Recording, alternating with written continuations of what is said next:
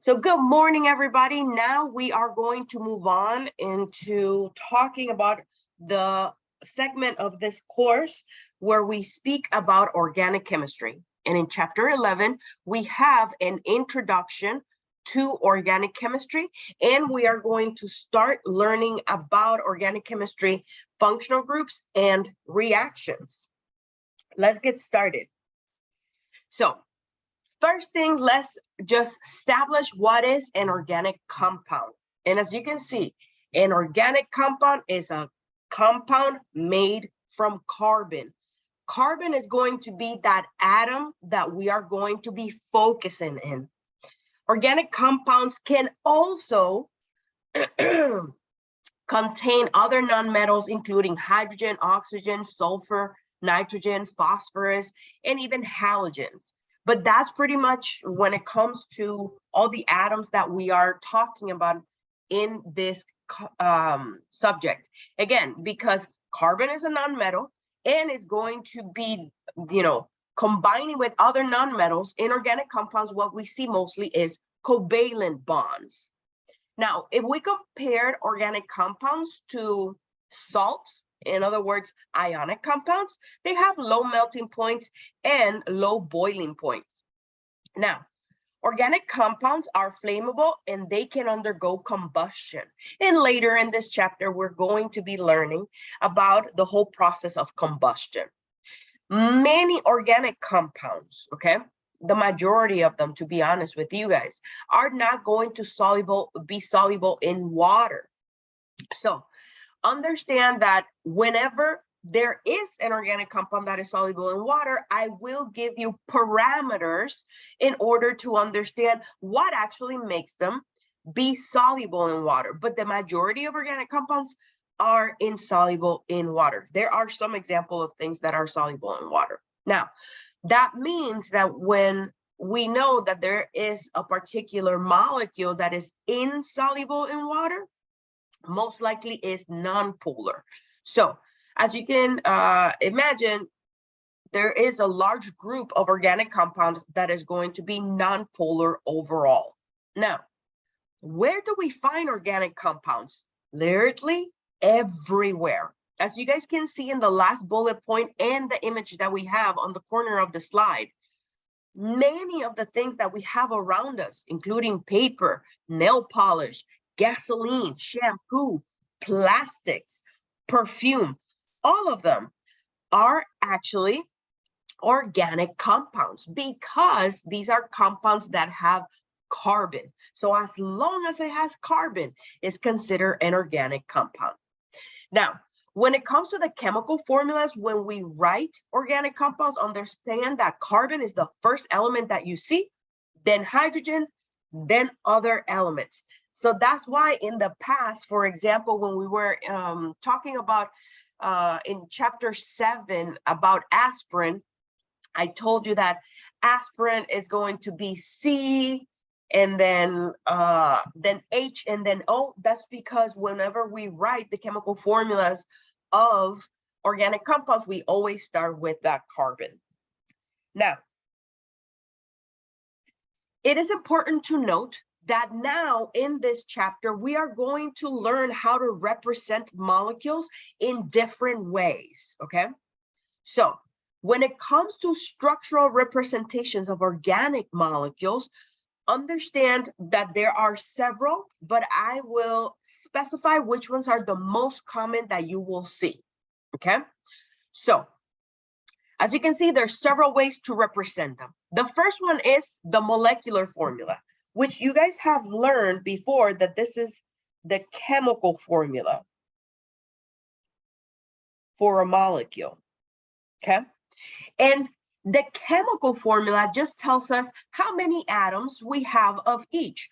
For example, all of the structures that you see here are going to represent hexane, which is an alkane, which is a type of organic compound.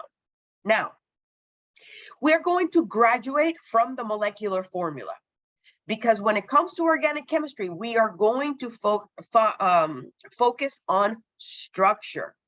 The second one that we have is the ball and stick model.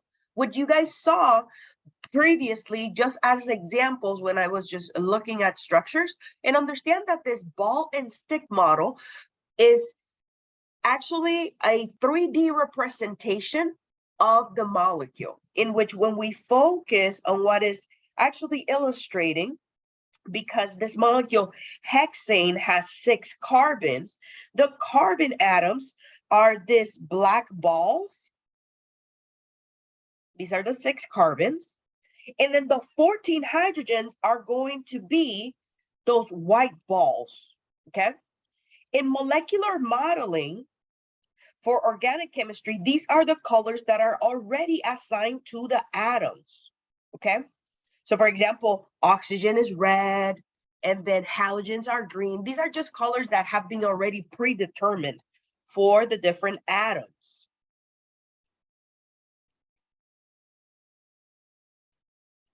So these are the 14 hydrogens. Now,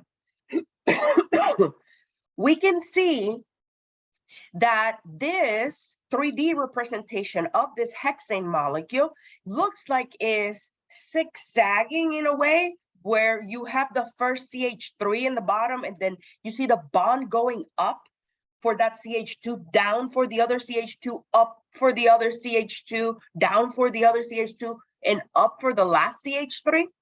That is because when we take into account the electron group geometry of each of the carbon atoms, they are tetrahedral.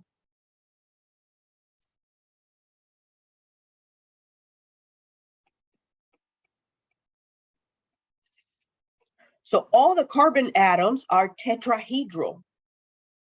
And whenever you have a tetrahedral molecule, let's put in the chat, what is the angle between the bonds?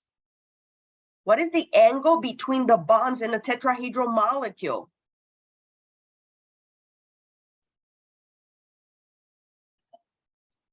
Excellent, 109. So that means that because each carbon atom are tetrahedral and there is a 109-degree angle between the atoms, this is the actual way that the molecule looks in terms of its electron group geometry, okay? Now, we also have what is called in organic chemistry the expanded structural formula. For you guys, this means that this is what we just learned, okay, in chapter 6. This is the Lewis structure, okay? Now, this expanded structural formula, which is what you guys so far have most commonly seen, we're going to graduate from there. The 2 illustrations that we are commonly going to see in organic chemistry is going to be the condensed structural formula for a molecule and the skeletal formula for a molecule. And let me illustrate how these 3 representations are related to one another, okay? So the expanded formula, again, this is the Lewis structure. If I use my highlighter tool, we can see how the condensed structure is literally when we take in the hydrogens. And that's it. Look, here's a carbon that has 1, 2, 3 hydrogens. That's where this CH3 comes from. We have a carbon with 2 hydrogens. This is where that CH2 comes from. We have a CH2.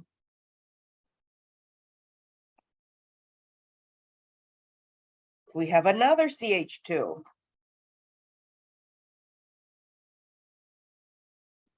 We have another CH2. And lastly, we have a CH3, okay?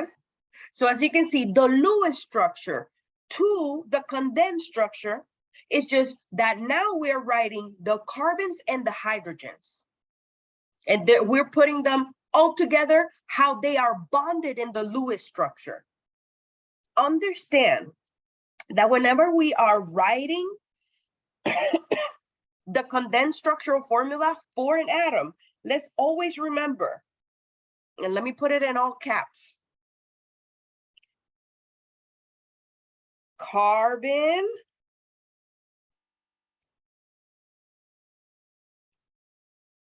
can only have 8 electrons. Carbon is not an atom that has an expanded octet. So it needs 8 electrons. It could have 4 single bonds, a double bond and 2 single bonds. Carbon needs 8 electrons. There's different combinations of how they're going to show up. The only time that carbon may not have 8 electrons is if carbon all of a sudden becomes a cation, okay? But those type of structures we do not explore in this course. Now, how do we make sense of all these illustrations of carbons and hydrogens with the skeletal formula, which is the bottom structure that we see? The skeletal formula is a representation of, if we think about it, the carbon atoms that we see in the ball and stick model, okay? Where if I write in the carbons, this is carbon 1. Let me use my highlighter tool. This is the first carbon, this is the second carbon, this is the third carbon, 4th, 5th, and 6th. Okay? And then the hydrogens are not included. So as long as a hydrogen is attached to a carbon atom, we do not include it on the skeletal formula. If hydrogen is attached to another atom that is not carbon, then we do include it in the skeletal formula. Okay? Moreover, when it comes to if you are given the condensed structure and you're trying to write the skeletal structure, I always recommend students to do the following, especially my students in Chemistry 104. You're going to write a dot for carbon number 1, and then you're going to go up, carbon number 2, down, carbon number 3, up, carbon number 4, down, carbon number 5, up, carbon number 6. And that is the skeletal structure for this given molecule, okay? We're going to practice in class today how to convert from condensed to skeletal, because that's one of the skills that we need to gain in this process. Any questions on the different structural representations for organic molecules?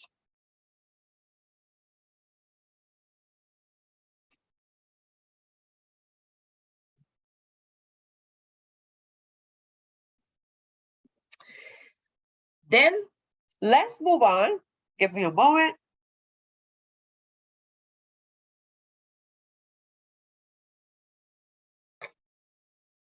Now we are going to learn about organic chemistry functional groups. So the functional groups are going to be those different characteristic bonding of atoms that are going to illustrate to us, okay, what kind of attachment of carbon do we have in a molecule. So to make the job easier to recognize functional groups, I have separated them in 3 big families. But it is important that this week you guys are able to understand the pattern recognition to understand each of the following functional groups. So the functional groups are actually given by those colored circles that we have in the following 2 slides. So let's get started with the first family, and it is the family of compounds that we're going to be studying in detail in chapter 11, which is the hydrocarbon family, okay? So hearing the word hydrocarbon, let's put in the chat the symbols for the elements that will be found in a hydrocarbon. So if you have an organic compound that is called a hydrocarbon, what are the 2 elements that you're gonna find? Great job. See, step number 1. You guys are doing well. Hydrogen and carbon. That's why it's called a hydrocarbon. There are 4 members of the hydrocarbon family. We have alkanes, alkenes, alkynes, and arenes. And let's look in detail at each of them, okay? So here we have the alkanes, okay? And what makes an alkane be what it is that we have carbon-carbon and carbon-hydrogen single bonds. You guys are going to see that in organic chemistry, we use this R symbol, and R stands for rest of molecule, okay?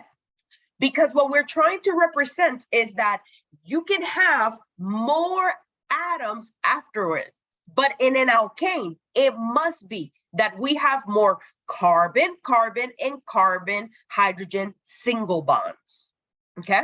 That's what makes an alkane. When it comes to an alkene is going to have at least 1 or more carbon-carbon double bonds, okay? Again, the R groups mean that we can have hydrogens or more chains of carbons in that alkene. We have an alkyne, and an alkyne must have at least 1 or more carbon-carbon triple bonds, okay? So as you can see, on either side of the alkyne, we have the letter R, because one of those R's could be a hydrogen, or one of those R's could be just a chain of carbons with hydrogens. But in order to claim that something is an alkyne, we need to have at least 1 carbon-carbon triple bond. Out of the hydrocarbon family, lastly, we have arenes, okay? And understand that when it comes to the arenes, these are also known as aromatic compounds. So understand that in organic chemistry, the whole concept of aromaticity has nothing to do with having an aroma. It has everything to do with the presence of this hexagon with alternating double bonds and single bonds. So this system that we see here, this alternating double bonds and single bonds, this is what is known as a benzene ring.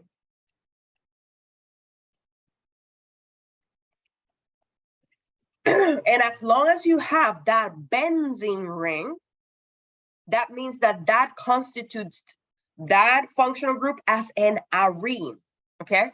So when we're talking about aromatic compounds, these are going to be compounds that have a benzene ring on them, because aromaticity is a whole concept in organic chemistry. We briefly talk about it towards the end of this chapter. And these are the 4 members of the hydrocarbon family. So 4 functional groups: alkane, alkene, alkyne, and arene.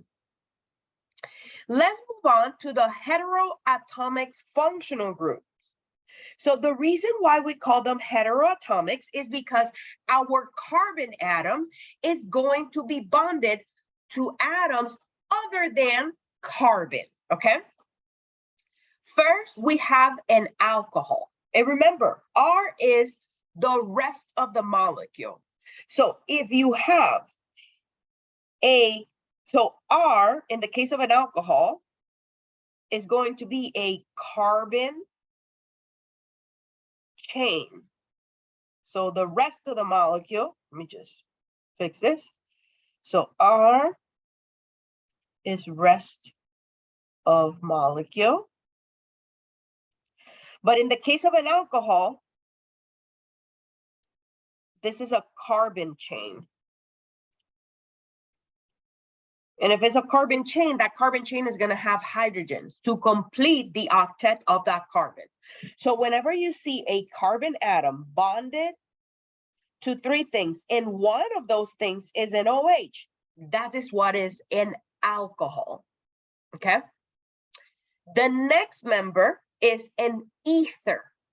And when it comes to an ether, The R groups, again, the rest of the molecules are going to be carbon chains. So that means that oxygen on either side must be bonded to carbon atoms. And those carbon atoms need to be bonded to 3 other things because they're bonded to oxygen via a single bond. So that's what makes an ether. Here we have a haloalkane.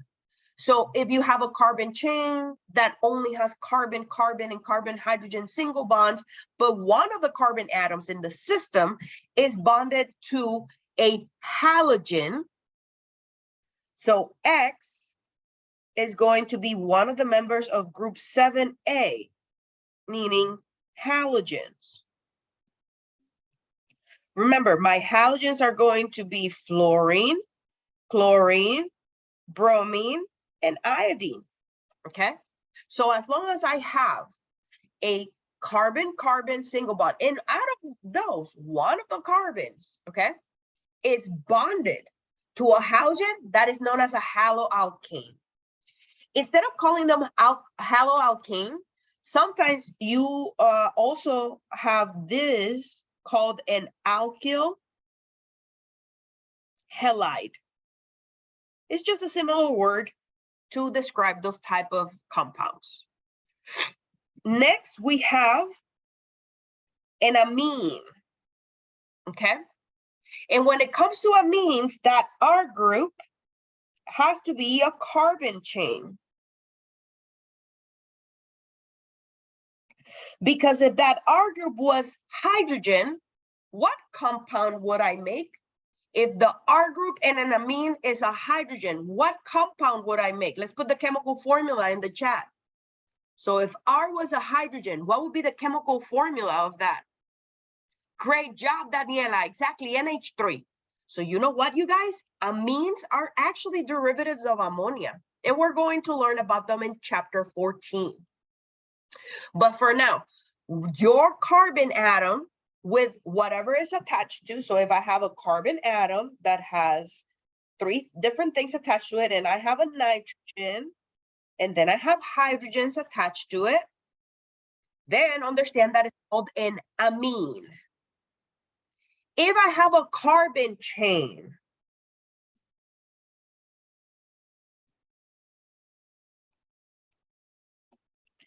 that is bonded to an sulfur, and that sulfur is bonded to hydrogen, that is called a thiol group, okay? So again, if I have carbon bonded to whatever, but then that carbon atom is bonded to SH, that is called a thiol group. Sometimes people call it sulfhydryl group because of the sulfur and the hydrogen. They're both correct, but in organic chemistry, we refer to them as thiols. Any questions so far into the functional groups that are considered hydrocarbons versus the functional groups that are considered heteroatomics?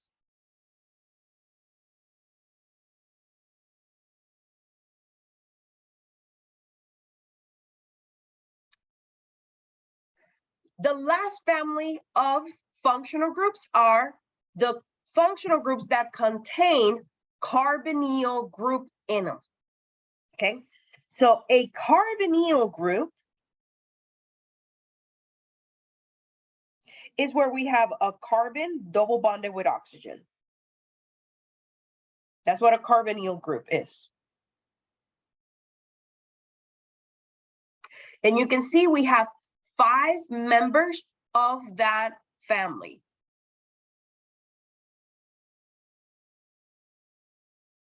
Starting with what is called an aldehyde, okay? In an aldehyde, we need to have a carbonyl group that is bonded to hydrogen. It must be bonded to hydrogen, to one side. So what that means is that the R group in an aldehyde, so whatever else is attached to the molecule, remember, R is the rest of the molecule. In the case of an aldehyde, R can be a hydrogen or a chain of carbon atoms.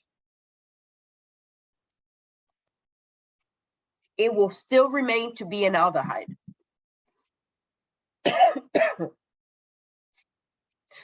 Let's move on to the next member of the carbonyl family, a ketone.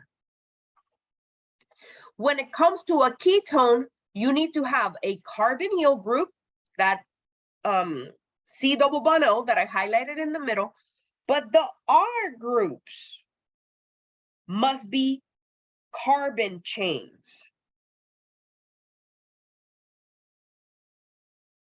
So for ketones, I need to have a C double bond O, and on either side, I need to have carbon atoms. That's what makes a ketone be a ketone.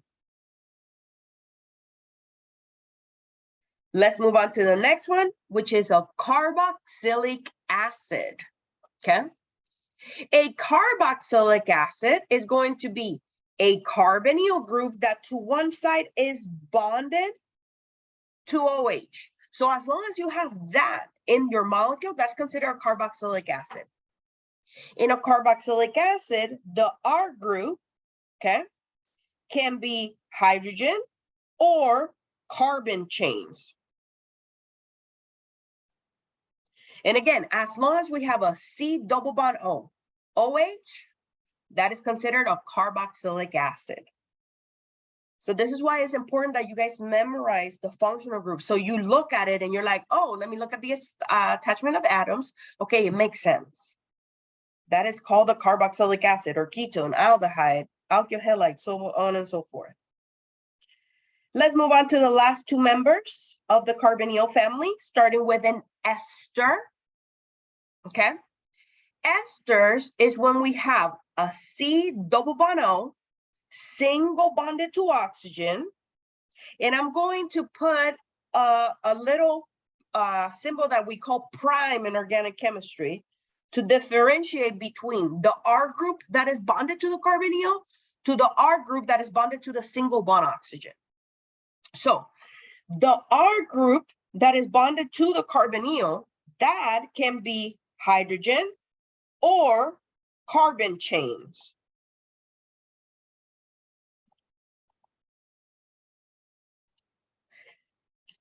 R prime, which is the R group that is bonded to the single bond oxygen, that must be a carbon chain. The reason is because whenever we're dealing with an ester, what gives the ester signature is that that oxygen is bonded to a carbon atom. So this whole thing is what makes an ester be an ester. To the other side of the carbonyl, it can be bonded to anything, to hydrogen or to carbon chains. Lastly, we have an amide. And when it comes to an amide, understand that that carbonyl needs to be bonded to a nitrogen. Not necessarily NH2. They chose in this example to do NH2, okay? The R group in an amide can be a hydrogen or a carbon chain.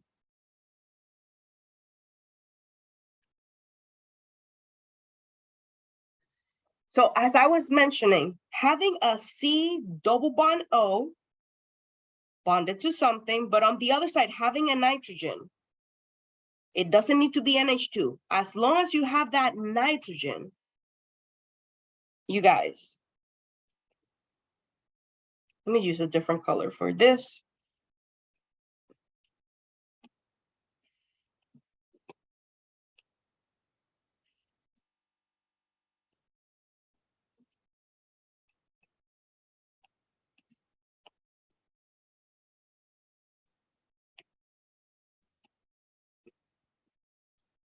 Then that is what constitutes an amide, okay?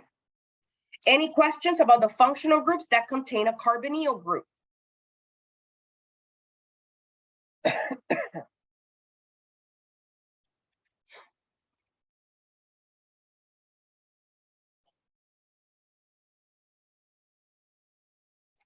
since there are no questions, let's apply the knowledge of functional groups to an important skill that you guys need to get from this concept. And that is, if you are given organic molecules, you need to be able to find what kind of functional groups are in them. Why is this important? Because if we rationalize it, one of the things that we're going to learn specifically in chapter 11, 12, and 14, which are our organic chemistry chapters, okay? We need to realize that whenever we have molecules, certain functional groups are going to be reacting with one another, okay? So we need to understand that these functional groups are going to be, again, interacting with other atoms, reacting under different conditions, behaving. And in the area of medicine, whenever medicine is being created or medicine is being given to somebody, all of these things need to be taken into consideration. Because whenever you have a patient, okay, or even yourself, whenever you are taking medicines, for certain medicines, you guys have noticed that at times it says, and all of these have all these side effects, okay? Because these molecules, via their functional groups, are going to be interacting with biomolecules in the body.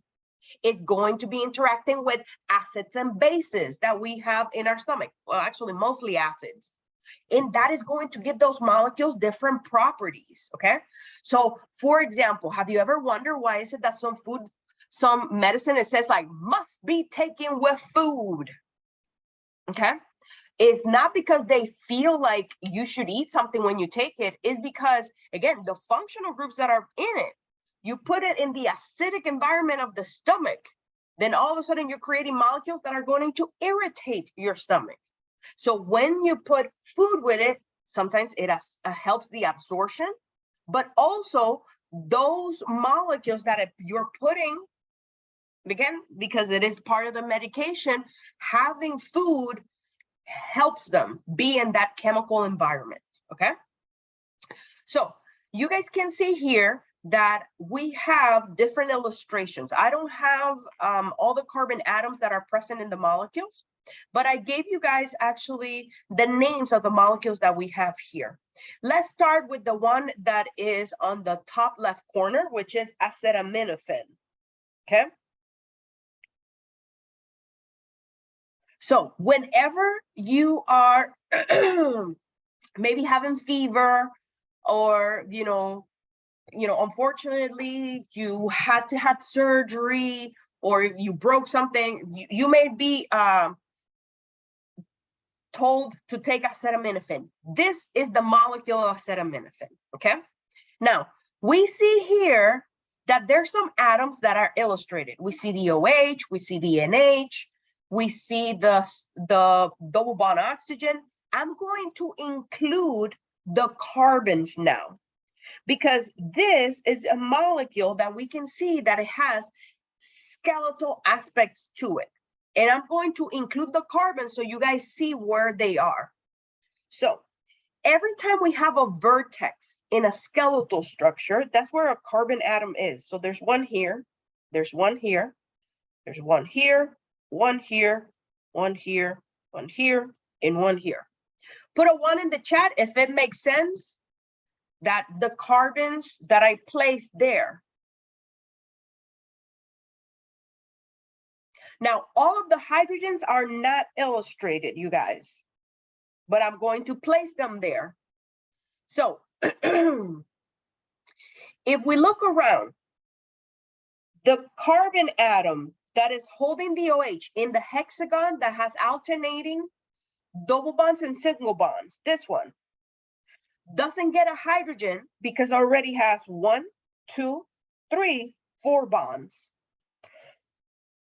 Put a 2 in the chat if it makes sense why that carbon atom doesn't get a hydrogen. No problem. So when we look at the carbon atom, let me highlight it. I think that will help.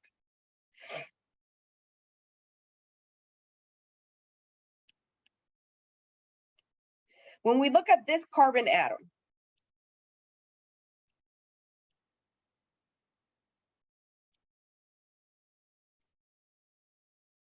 and I'm trying to place the hydrogens here because I'm trying to at least start getting you guys' brain to, if she gives me skeletal, I can actually convert it to condensed and vice versa. Again, this is a practice that we need to solidify in chapter 11 because throughout all the concepts of organic chemistry and biochemistry, we're going to see both.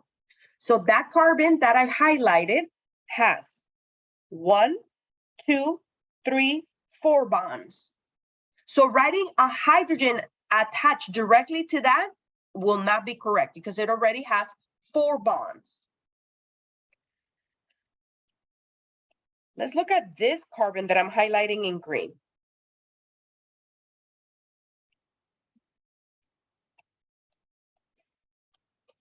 It's attached to 1, 2, 3 bonds. So this one will get a hydrogen. Put a 3 in the chat if it makes sense why the carbon that I highlighted in green gets a hydrogen.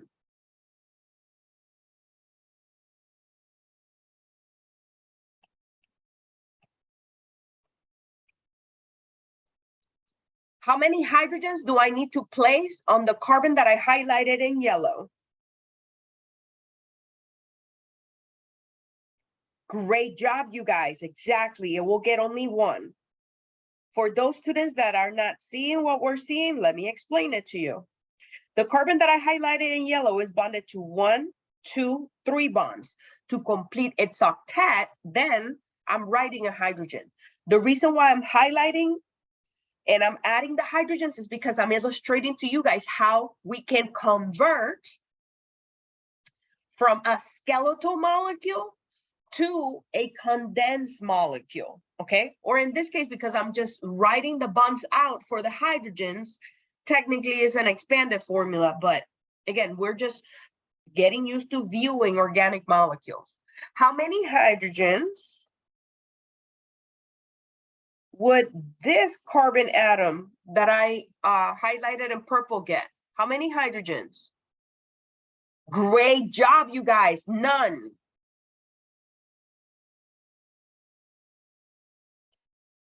The remaining 2 carbons that we have in the system, each of them will get 1 hydrogen.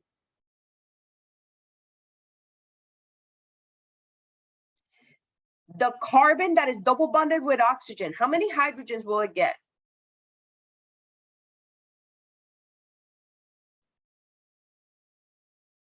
Great job.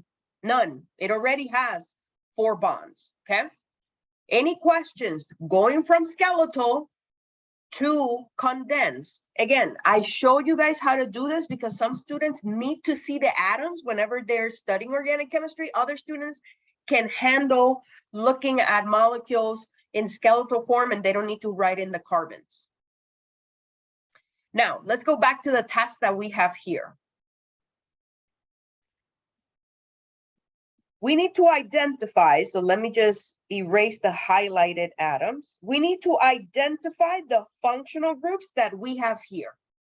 I'm going to identify it for acetaminophen, but then as a group, I want you guys to help me identify the functional groups in the other practice problems that we have.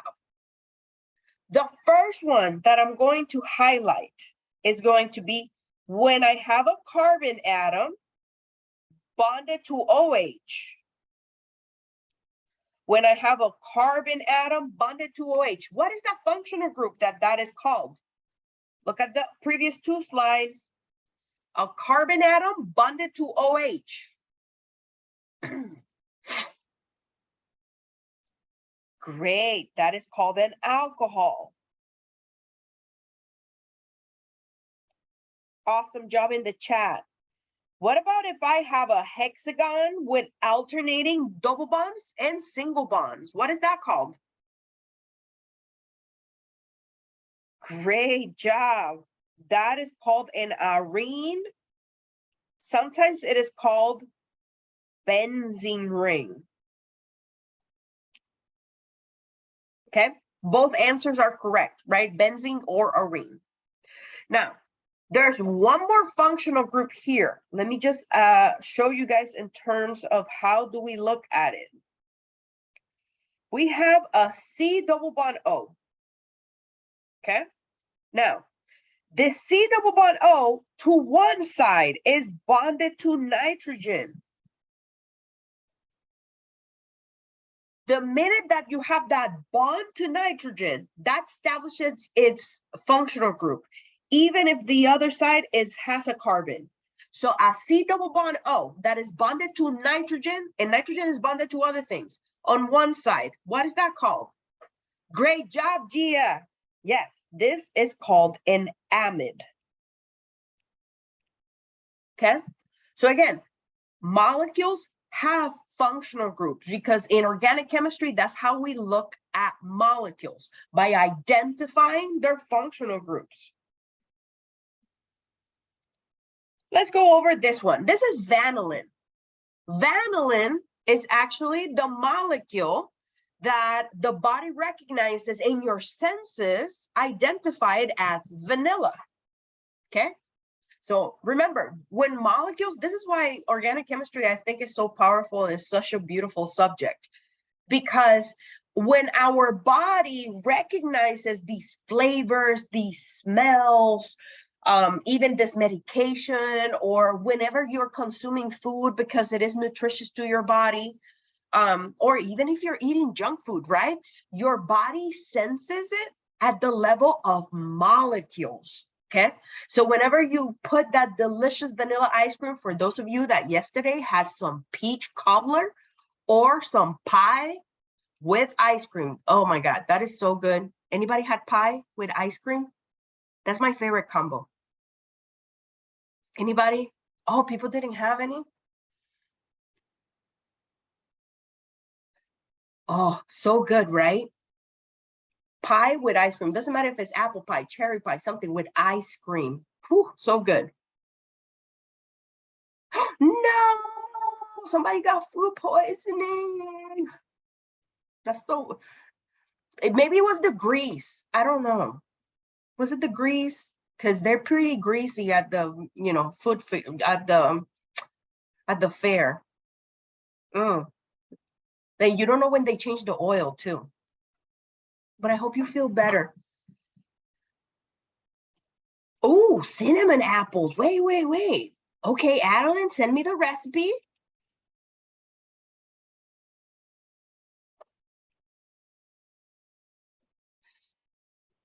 So good. Anyways, so this is what establishes vanilla, okay? So when we look at this, okay, remember, we don't see it illustrated here, but there are carbon atoms in here. Let me actually write in. I didn't get to go to the fair, you guys. It was overpriced. Oh.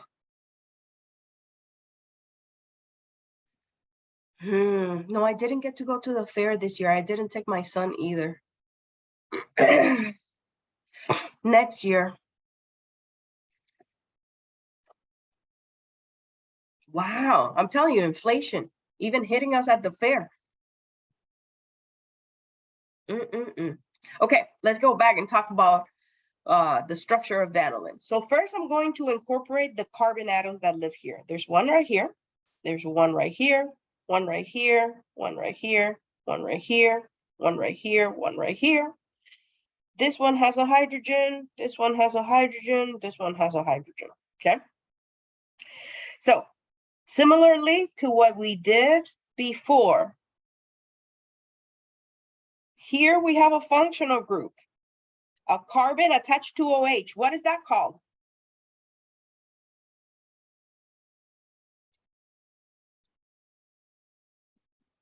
Excellent. That is called an alcohol.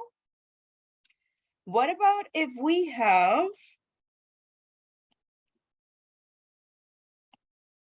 a carbon atom bonded to oxygen, bonded to a carbon chain?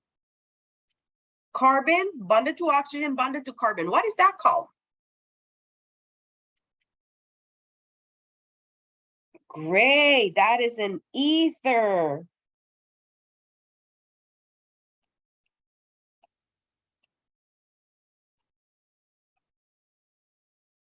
A hexagon with alternating double bonds and single bond. There must be three. So it's double bond, single bond, double bond, single bond. Excellent. That is an arene. The last functional group that we have here, carbon, double bonded with oxygen, and to one side we have a hydrogen.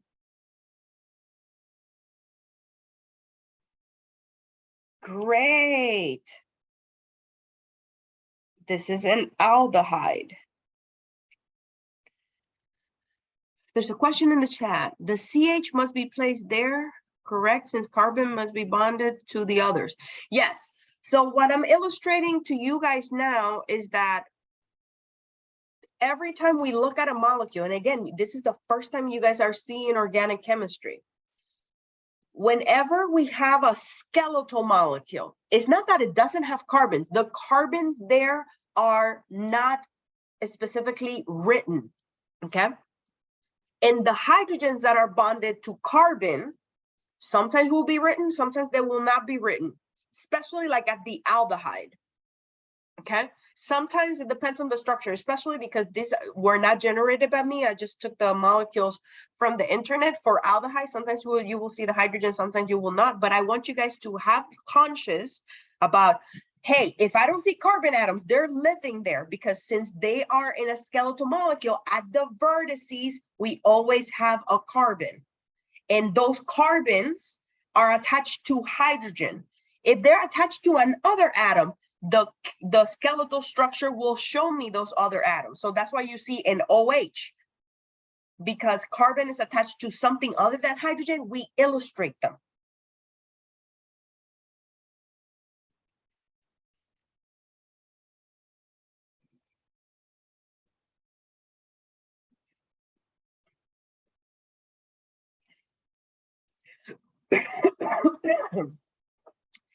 Excellent. Let's look at vitamin B6. This is one of the forms of vitamin B6, actually. I picked this one specifically. The reason why I say that this is a form of vitamin B6 is because it depends on the functional group and the plant that vitamin B6 is going to have. So when it comes to this, I'm going to first highlight the functional groups, and then we are going to go over them, okay? So there is a functional group here. There is a functional group here.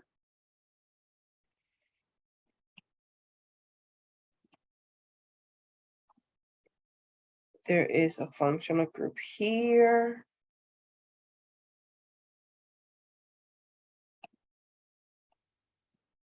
And there's a functional group here.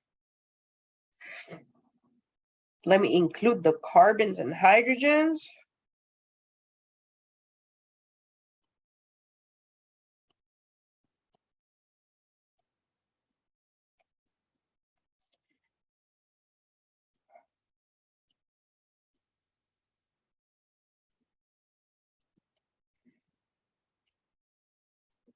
I got my PhD from the University of Texas at Austin, and at UT Austin, whenever you're grading exams, or if a professor like makes a mistake on the board and put more than 8 electrons around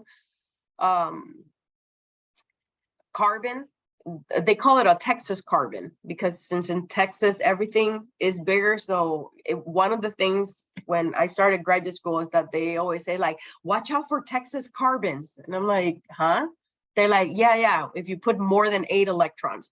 So if you ever hear somebody else have that expression of like Texas carbons, most likely they went to school somewhere in Texas, because that's the only time I've ever heard that.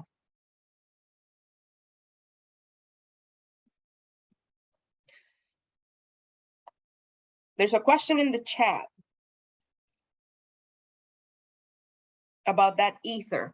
So ethers is where you have a carbon bonded to oxygen, bonded to carbon.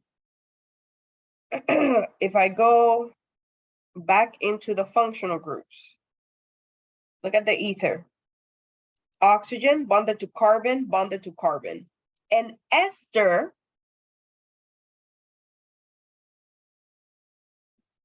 is a carbonyl bonded to oxygen and carbon. So that is the difference between the two.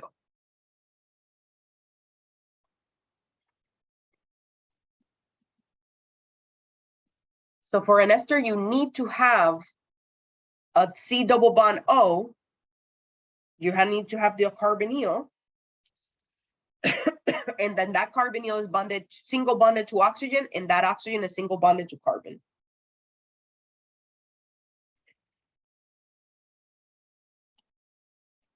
Let's get started. What is the functional group in pink?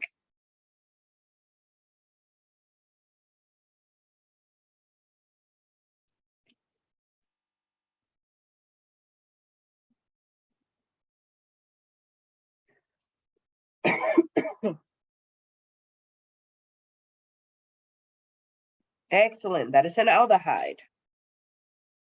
Functional group in yellow?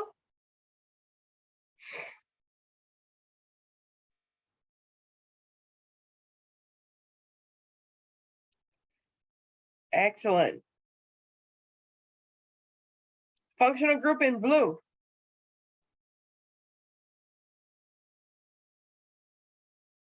Great. Only G is participating. Functional group in green?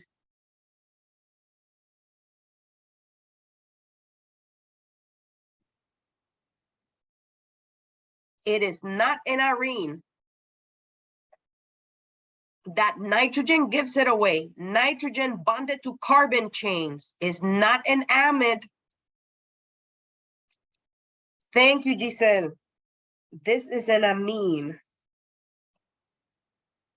Because we have nitrogen bonded to carbon chains. Again, we're learning, but pay attention to the different signatures in the attachment of the atoms. Okay? So here we have jasminate. Okay, jasminate is one of those biomolecules that come from the jasmine flower. Okay, so I'm going to give you guys 1 minute. I'm not going to highlight them, but you need to identify the functional groups in this molecule. There are 3. So I'll give you guys 1 minute to identify the functional groups in this molecule.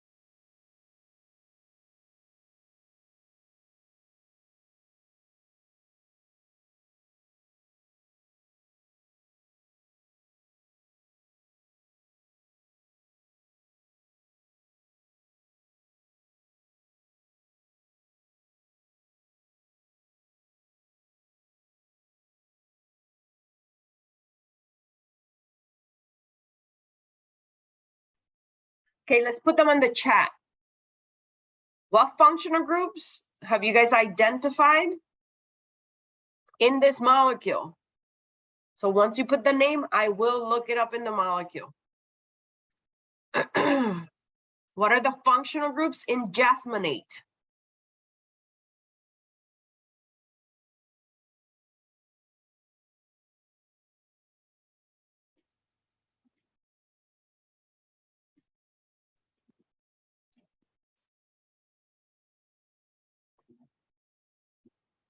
You guys got this. If you don't know, at least guess. Let me give you a hint. There's a carbon here. There's a carbon with a hydrogen here. There's a carbon with a hydrogen here. Carbon with 2 hydrogens here. Carbon with 2 hydrogens here. There's a carbon with 2 hydrogens here. There's a carbon here. There is no aldehydes and there's no arenes. I agree there's an ester. Yes, there's an ester right here.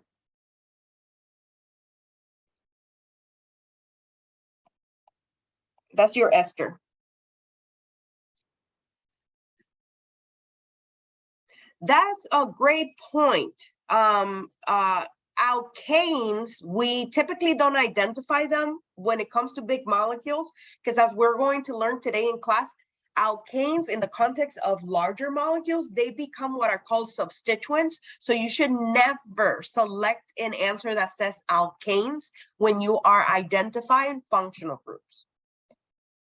I agree with Shelley. There is a ketone. The ketone is right here. That area, that is a ketone. One more. Yes, the double bonded. There's one more functional group here, and it's from the hydrocarbon family. It's not an alkane.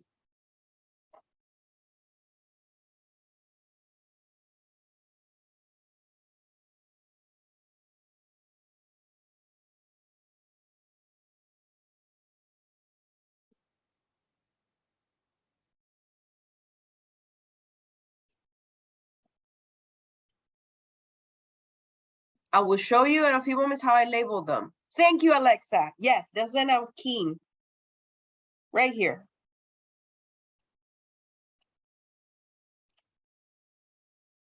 When it comes to exams, if I give you a large molecule and I want you to identify the functional group, the reason why I highlighted this and I did black and white is because that's what I do in exams. So let me illustrate to you how we determine this.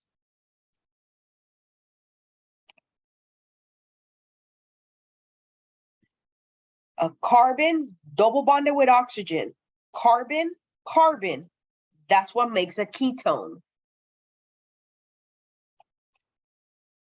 Carbon double bonded with carbon, those hydrogens are just sitting on those carbon atoms. That's what's called an alkene.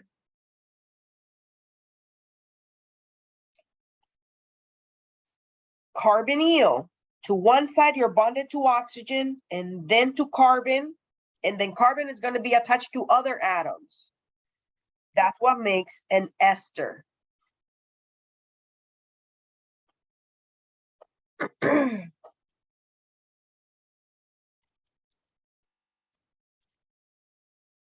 Yesenia, does that make it better?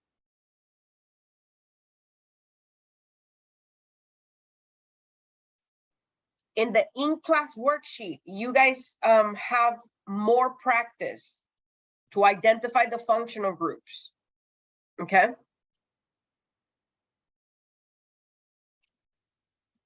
There's a whole bunch of molecules there, okay? Any questions on identifying functional groups in a molecule?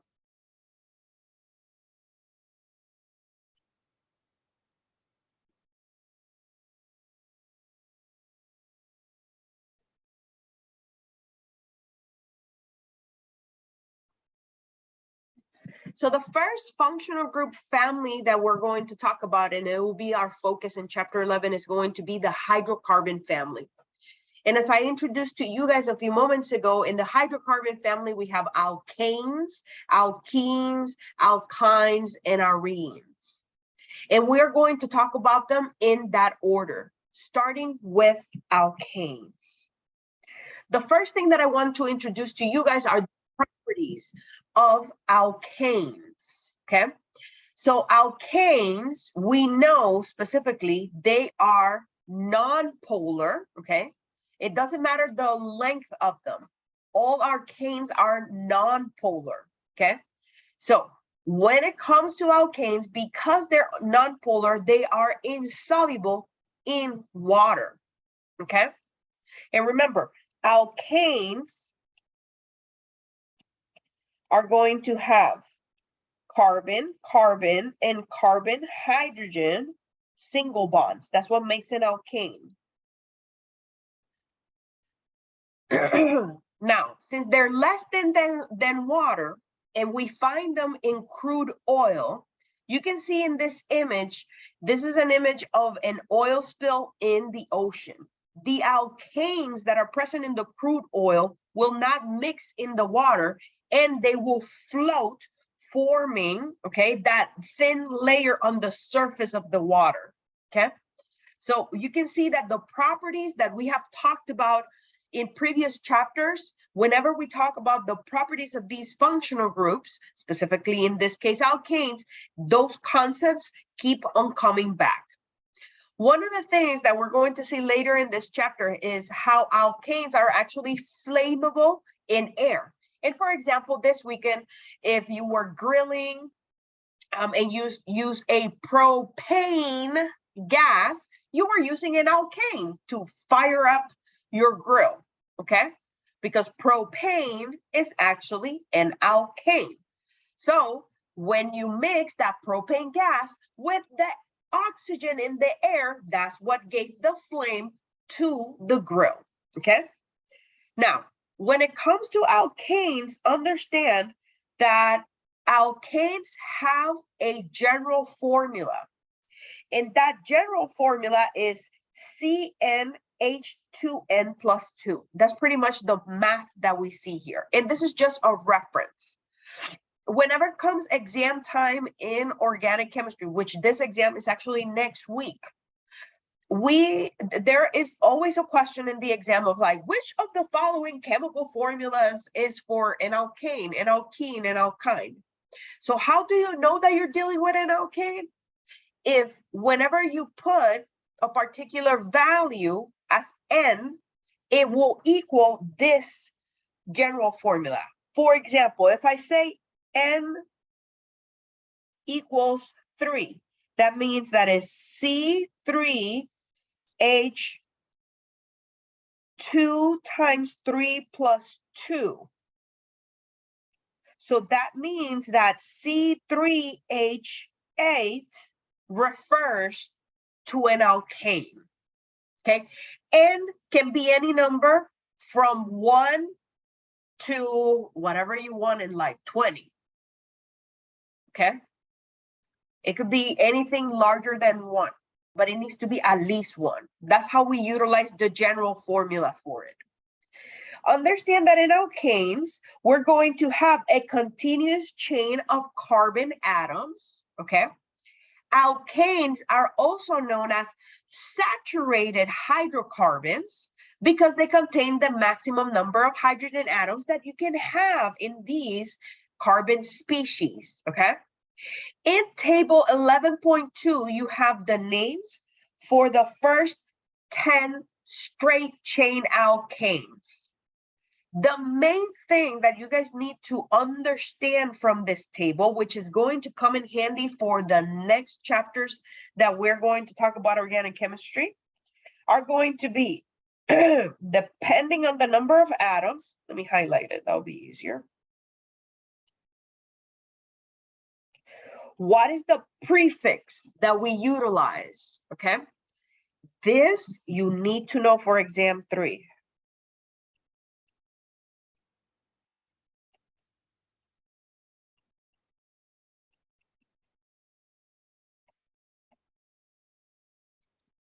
Because if you understand well, depending on the number of carbons, what is the prefix that I utilize, this is going to make naming any functional group easier. That you need to know. So the information on those two, okay? Now, right now in table 11.2, we're referring to alkanes. So as you can see here, if you have an alkane, the ending of that name is ane. So if we look closely at table 11.2, if your alkane has one carbon, that means that N equals 1. Then that means that the chemical formula is CH4. For those of you that are like, wait, I don't get it. C1H2 times 1 plus 2. That's where the CH4 comes from. So again, these are for straight chain alkanes. If your alkane has 2 carbons only, the prefix for 2 carbons is F. So that is called an ethane. That is CH3 connected to CH3. 3 carbons in an alkane, the prefix is prop. That's why it's called propane. C3H8, and that's the structure. For 4 carbons in an alkane, the prefix is bute, not but. It's not called butane, it's called butane. So when it comes to butane, the chemical formula for it is C4H10, and you can see the structure. From 5 carbon atoms on is all the Greek prefixes: pentane, hexane, heptane, octane, nonane, decane. And you guys need to know the prefixes from 1 all the way through 10. Okay, but again, in table 11.2, you just have the IUPAC name for the first 10 alkanes. But the first 2 columns are crucial that you memorize, because now when we move on to naming alkanes, you need to know that information. Any questions about alkanes?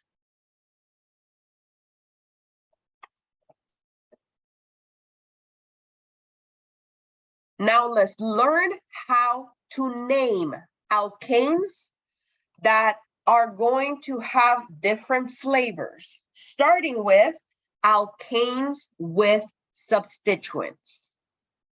So when you have an alkane that has 4 or more carbon atoms, these atoms can be arranged and they can have a side group that we call in organic chemistry a branch, but the most technical term is a substituent, okay?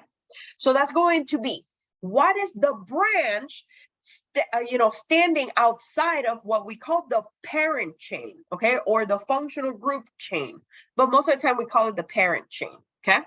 So here we have 2 molecules on the right side of the slide, okay?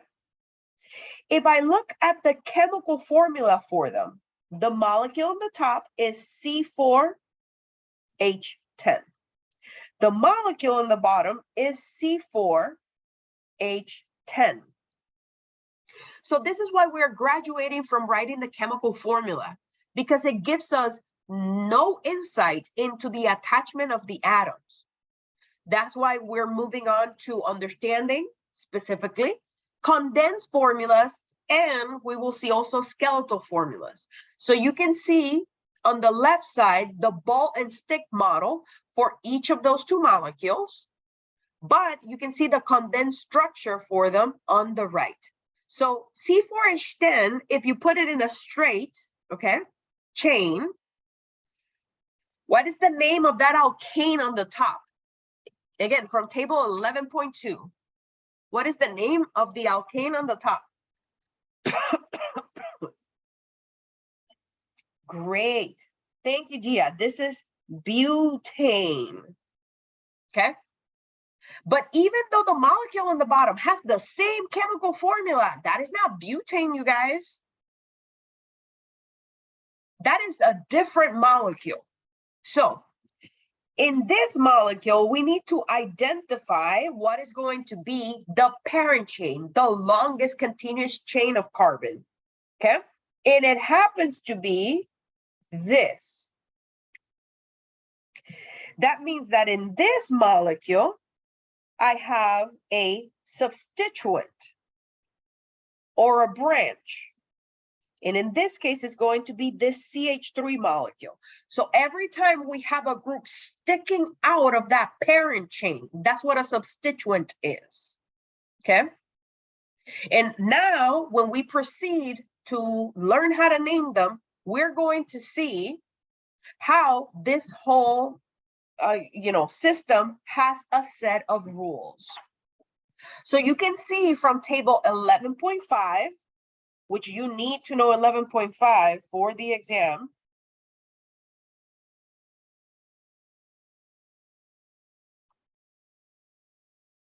We see that that branch, that substituent that is called CH3, it has a name. That's called a methyl group. Now, how is it that we express that we have that area in green that is not butane? And we say, hey, in that area in green, I need to assign it a name, but I also need to name that substituent. Well, this is how we do it. We are going to identify first the longest parent chain. And as you can see here is 3 carbons. Because it is 3 carbons, that is the last word in my naming. Because it's 3 carbons in length and I'm dealing with an alkane, that is called propane. So that's where propane comes from. Now, I'm going to number the carbon atoms starting from the end nearest a substituent. 1, 2, 3. I'm going to give the location for my substituent. On carbon 2, I have a methyl group. So that's where this information comes from. So as you can see, those 2 molecules share the same chemical formula, but they don't have the same name. So they are not the same compound, okay? And they all have their own properties. So when it comes to organic chemistry, it is important. Give me one moment.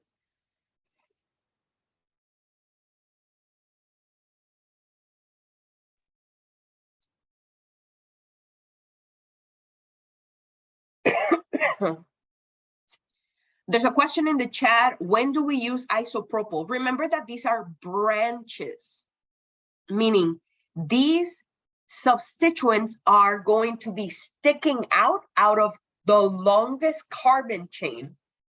So when we name these, we need to first identify the longest continuous chain of carbon, and then we identify, oh, these are the branches that are coming out of the longest continuous chain. The 2 come from the location of where the methyl is sitting in the longest continuous chain. So think about it, that green area is kind of like the trunk of a tree. And then the branches are going to be your substituents. And that's always true for organic compounds. You're going to have your parent chain, okay, the trunk of the tree, and then we're going to, and that's going to be the last word in my naming, and then the branches are going to be a prefix of the parent.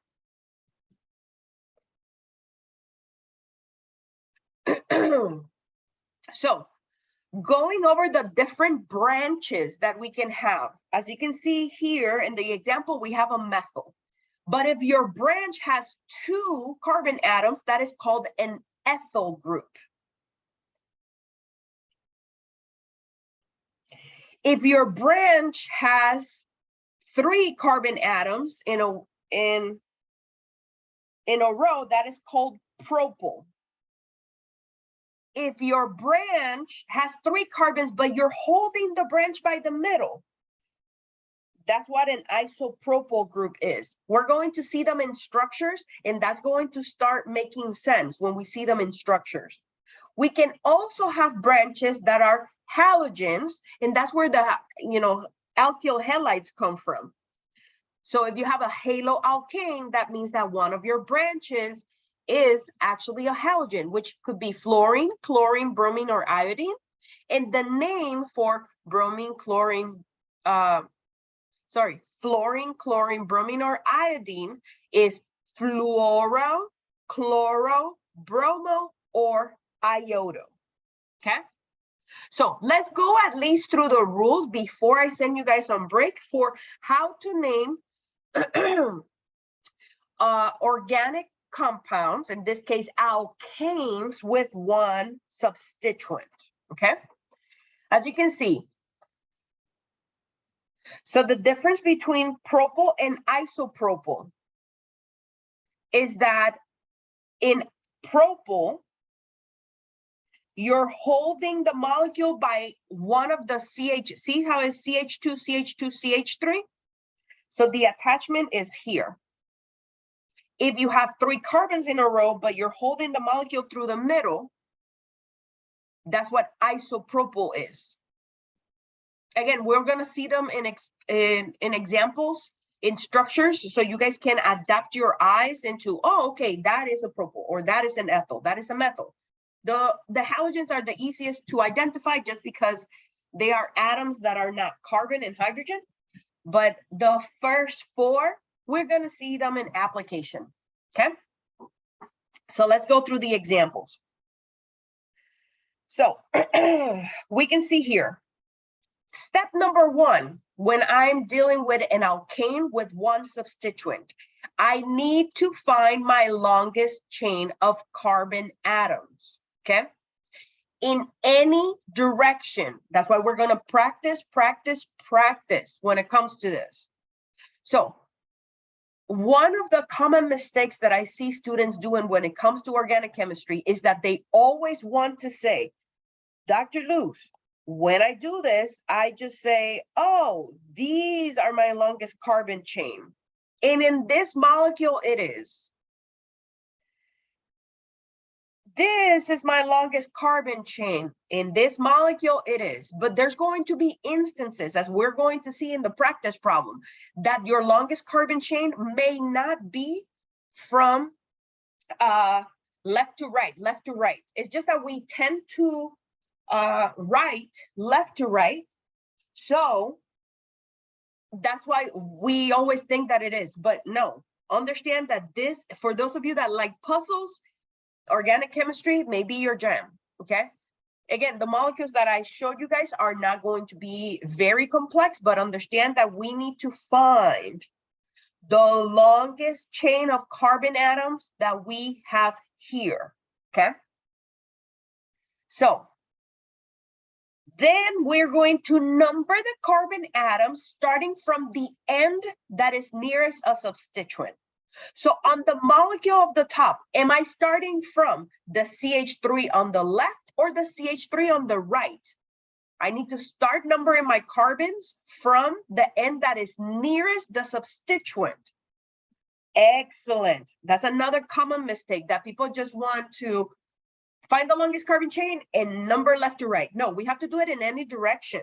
So here we're going to do 1, 2, 3, 4, 5, 6, 7, 8. What about in the bottom molecule, which is a skeletal molecule? Where am I going to start numbering? From the CH3 on the left or the CH3 on the right? Excellent, on the left. So I'm going to say 1, 2, 3, 4, 5, 6. Okay? Now, as you can see here, we're going to give the location and the name of the substituent as a prefix of the name of the main chain. We need to separate the location number from the rest of the words using a hyphen. Okay? So going back to this table, 11.5, okay? So utilizing that, when my substituent looks like a CH2, CH3, and notice that we're bonded to the main chain through the CH2. What is that called? What is that substituent on the top molecule?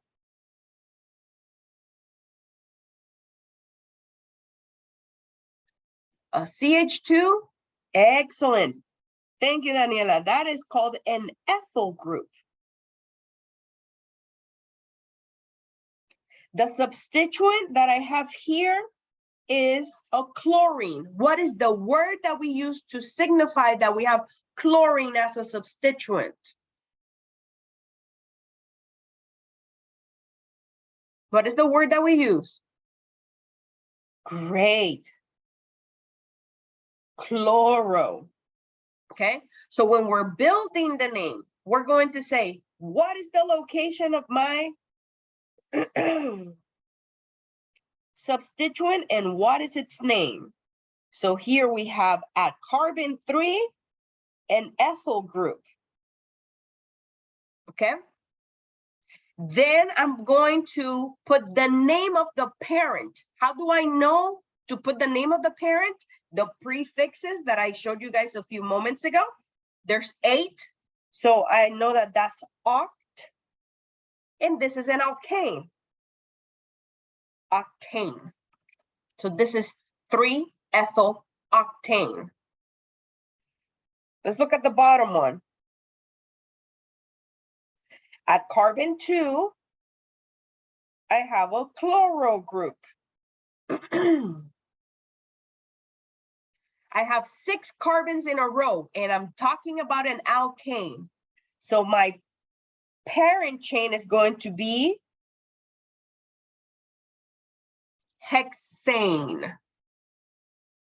So the bottom molecule is 2-chlorohexane.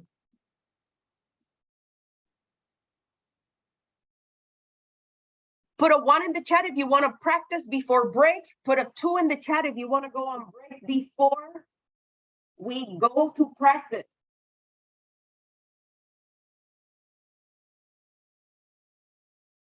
Okay, a lot of 1s. So we're going to practice before break.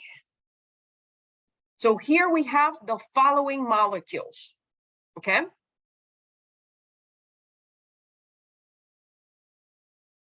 The first molecule that we see here, again, I'm trying to train you guys' eyes to know condensed, which is the molecules that you see on top, versus skeletal, which is the molecules that we see in the bottom. Okay. So we already learned how to name this first one, but I want to review it because this is after I give you guys the rules. This is my longest carbon chain. I number it from the end that is nearest a substituent. For this molecule, it doesn't matter if I number it left to right or right to left because my substituent is always in the same number.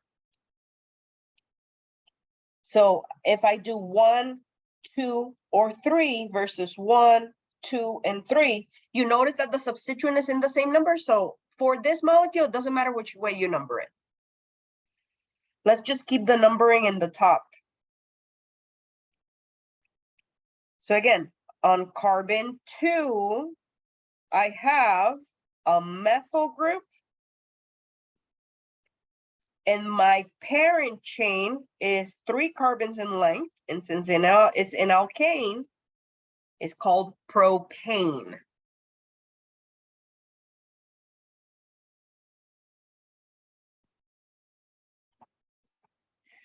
Let's look at this molecule.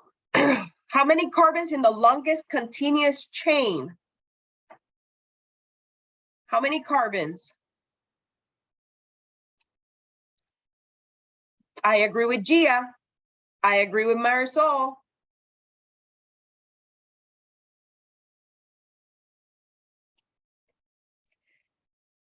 If you did this, okay, that's 3. That's not the longest continuous chain. This is 4 in a row. Again, it takes practice. So this week, focusing on practicing. Okay, it is important that you guys focus on practicing so you adapt your eyes. Treat it as a game. If you're a person that likes games, yay, okay, yes, I'm going to find the longest carbon chain. That's how I got hooked on organic chemistry.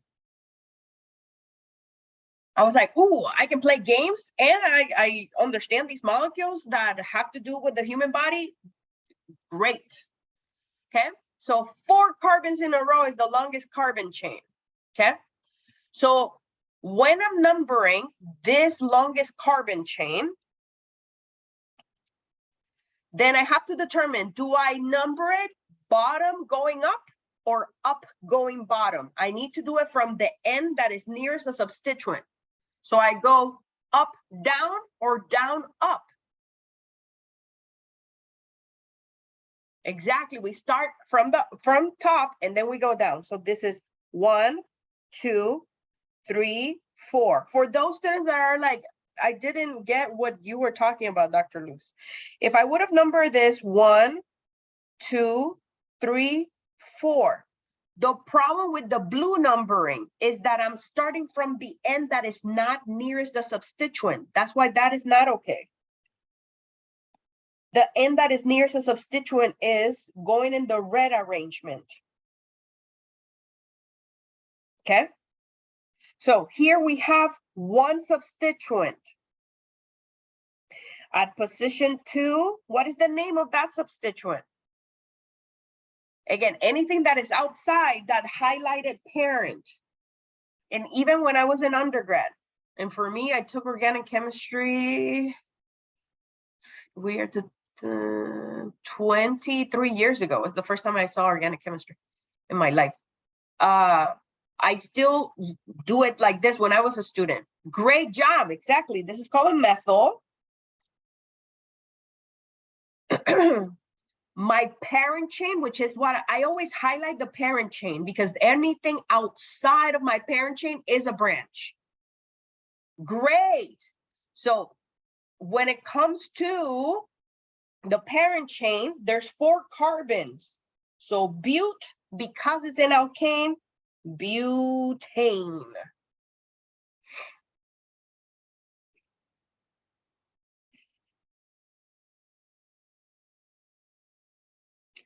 Longest continuous chain in the 3rd molecule on the 1st row. Longest carbon chain. Great job, you guys. 5. So let's write the last, what is the name of that parent chain? That will be the last word in our naming. 5 carbons in a row. Let's name the parent chain. Great. Pentane. That's the last word. We have 1 branch. How do I number this? Right to left or left to right? Great job, Francisco. That's the name of it. Thank you, Gia. Yep. Thank you, Divya. 1, 2, 3, 4, 5. At position 2, I have a bromo group, and my parent chain is pentane.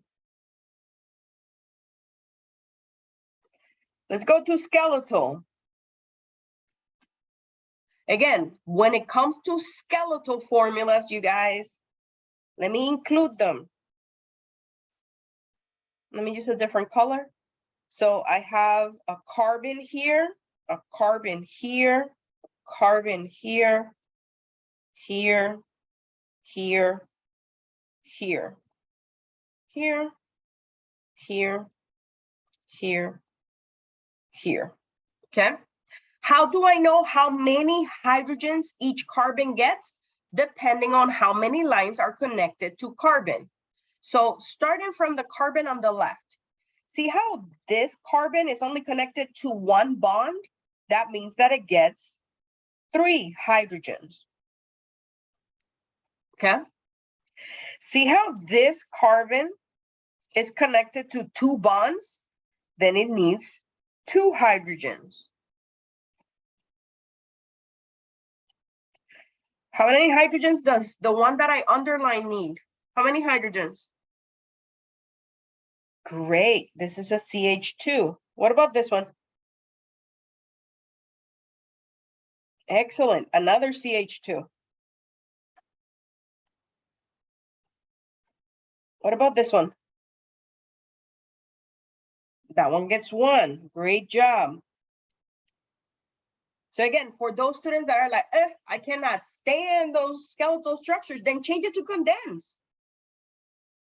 Change it to condense. Whatever, it's better for you, okay? I want you guys to be able to do this. This one, I'm just going to finish this up. This is a CH2. This is a CH3. This is CH2, CH2, CH3. And for those students that are like, okay, Dr. Luz, how do you know how many hydrogens to include? Remember, carbons, 1s, 8 electrons, meaning 4 single bonds, because we're dealing with alkanes. Okay?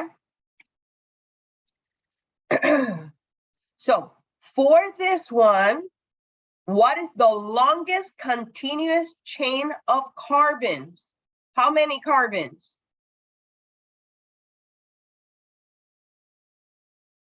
See, you guys are getting the hang of it. Great job. 1, 2, 3, 4, 5, 6, 7, 8. Because if you would have gone from left to right, that's only 7. And we need to find the longest continuous chain of carbon. So what is the last word in my name? Again, the name of the parent chain. If we have 8 carbons. Great job. This is octane. Put the molecule too close. Let me fix this.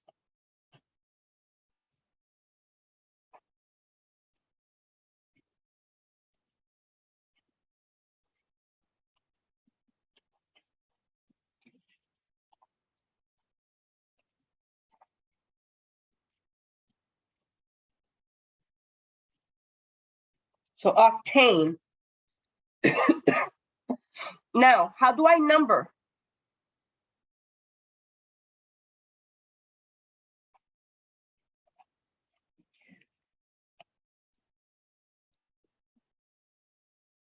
Great job, Marisol. Exactly. From bottom to top. You're getting the hang of it. Great job. 3, 4, 5, 6, 7, 8. Okay.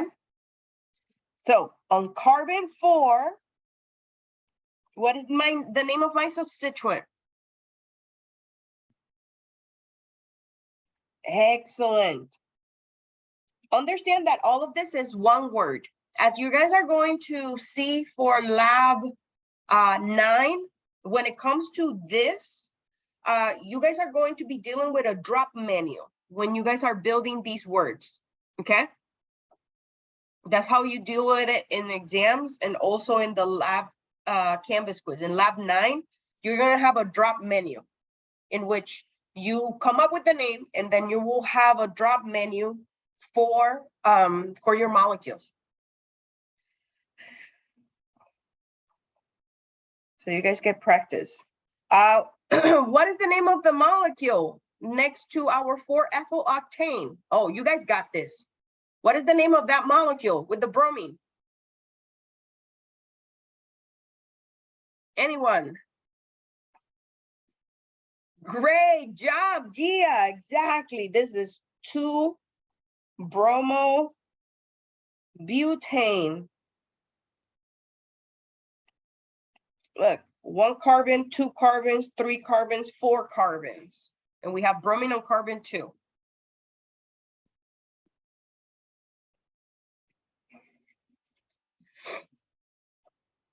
How many carbons in the longest carbon chain for the last one? Great. For the students that are like, I don't see that. 1, 2, wait, 2, 3, 4, 5, 6, 7, 8. I number it from that corner because remember that I have to start numbering my chain from the end that is nearest a substituent. If I do it from the left, then my substituent will be in carbon 5. And if I number it from the right, my substituent is going to be in carbon 4. So this is 1, 2, 3, 4, 5, 6, 7, 8. Okay, so my branch, you see, when your branch looks like a Y, after you have determined your longest carbon chain, that's your isopropyl. Remember that you guys were asking me, how do you know isopropyl from propyl? We haven't had a propyl yet here, but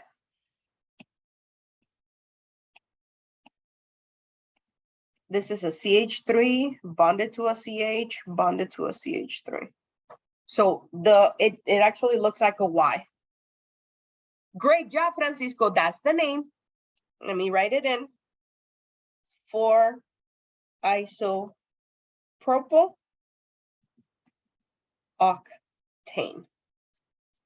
Any questions on naming alkanes with one substituent? Make sure that when you're doing these problems, it doesn't matter if, you know, if like me, you use an iPad for doing this, or if you do them, if you print actually your in-class worksheets and you do them by hand, make sure that you have a highlighter. Always, you know, or if you have specifically, if you use an erasable pen, because I don't know, does anybody know if there's like erasable highlighters? I don't know. I think they are out there. Erasable highlighters. But anyways, make sure, oh, there you go, there are. So make sure that you have a highlighter, you guys, because once you have highlighted your parent chain and you lock that in, anything outside of that is a substituent. Okay? So any questions on naming alkanes with one substituent?